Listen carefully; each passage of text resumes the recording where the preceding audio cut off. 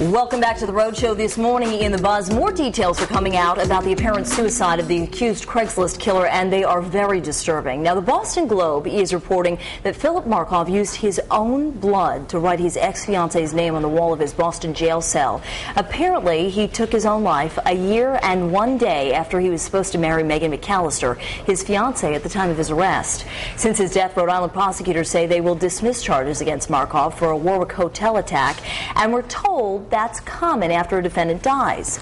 In the meantime, the family of the Manhattan woman allegedly shot to death by Markoff in a Boston hotel says they will be seeking other avenues to justice following Markoff's death. Now, here's the thing. The family of this victim is really upset because they wanted justice to be served. Even Jalissa Brisman's family is upset because this guy is not sitting and rotting in a jail cell. He took it upon himself to take his own life. And aside from the victims' families, I have to say I really feel for Megan McAllister, his ex-fiancée. I was just going to say that. I mean, knows what she's dealing with. I know, and here's a woman who, you know, this was all revealed. You know, they were living together before they even got married, and so she was in a what she thought was a very happy, healthy relationship. Yes, and boy, was she wrong. Right. I mean, you know, the thing that is really particularly upsetting about this is after she did find out and she said, you know, I'm breaking it off, you go through different stages of grief. You get angry. You might say, I'm not talking to you ever again. And then maybe in the back of your mind you think,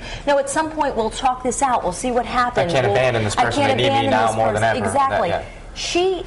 You know, now she's going to be going through a whole other process because I can't imagine that this is done. And the same thing with the victims' families. How do you ever trust somebody after that? How do you kind of move on? I know. Here's what I would hope, though, for the family of Jalissa Brisman, for the Rhode Island victim, is that maybe you can go and find another avenue to find justice. There were reports of him using an ID from a different person to actually get the gun that killed Jalissa Brisman. So maybe you go and you try and legislate at the state level, at the national level. Do something to maybe positively affect change in this case, because you aren't going to be able to sit there and physically see this man rotting in jail. Well, and I think because of that, you know, even more than all of what you recommended, which is part of a process and is a good thing to do, internally you have to decide, I'm letting it go. I'm not going to, you know, it's not going to emotionally hook me. But of course, that is a long process to go through. I feel justice is never served when it's a suicide case after these murders. You know, I mean, how many times do you see, you know, somebody goes into their office and performs these horrific acts and kills coworkers and then, you know, takes their own life, or you know, the kids at Columbine took their own life. So you never got to the bottom of it. There's really no justice. Yeah. You know, I mean, you don't really want to. I don't know if you want to see someone rotting in a jail cell, but you want to see them serve some sort of for their crime. I think at some points you do. I think at some points in the grieving process, you want to see, you're angry, you want to see that person hurt. I think at the end there has to be a forgiveness where you say, you know what, it doesn't bother me anymore. I'm letting it go. But I don't think there ever is really any closure, especially with this. I don't think there's ever true justice. Yeah. There's no true justice. There's no true closure. Somebody took whether he away killed himself a loved one. Right. Whether he killed himself or not, I mean, is there really justice for taking your daughter or your sister? Or?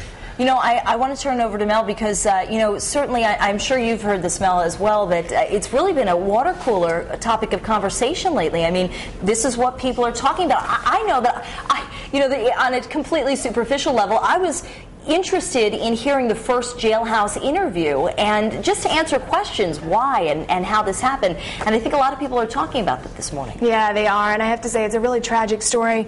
Our producer Ashley and I were both saying, you know, there really are no winners in this horrible story. But let's head on over to the live blog and see what some of our bloggers have to say about the buzz this morning. Jerry said he had a right to do whatever he wanted with his life. This is a free country. These people should get over it. And Joe says absolutely not. The family deserved closure. Markoff is a coward and couldn't even stand as a man on his day. This is in God's hands now. And in case you're just joining us, I posted today's Buzz poll question on foxprovidence.com. You'll find it right under the live blog. And today we're asking, do you think that justice was served.